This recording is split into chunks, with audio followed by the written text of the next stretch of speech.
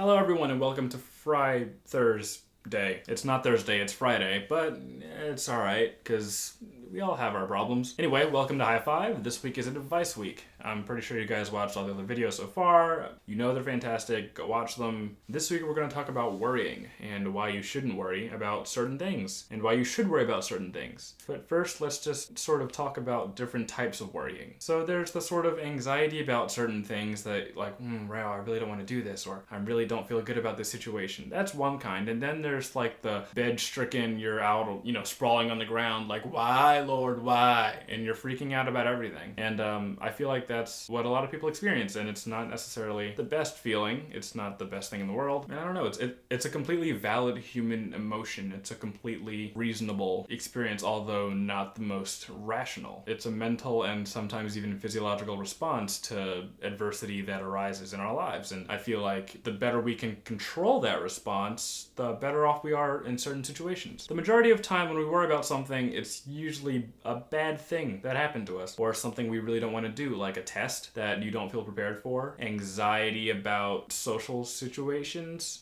We worry about, how things are going to turn out. We tend to worry about things in the future, and those things fall under things we cannot control.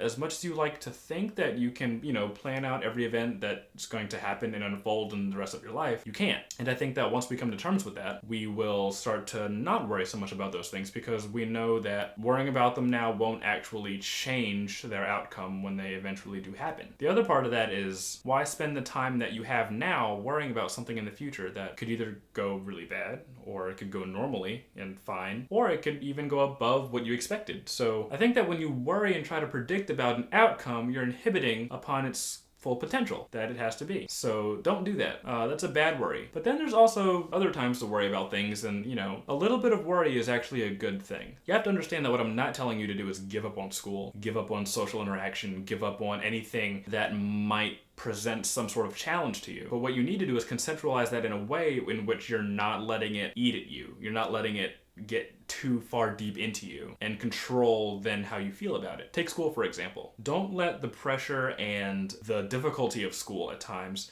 don't let that change the way that you feel about school, or the way that you respond to certain situations at school or dealing with school. Keep school in the back of your head. Worry a little bit. Worry that, if I don't do my homework, I'm going to get an F, or I'm not going to understand the material, or I'll fail the test. That's a good amount of worry. Be conscious and aware of those things, but don't let them become your sole purpose for living, is I guess what I'm trying to say. So I think that we have a tendency to over-exaggerate and undermine the full potential of things that could go really well in our lives, because we worry so much about them, and we try to predict and control their outcomes before we even know what could happen.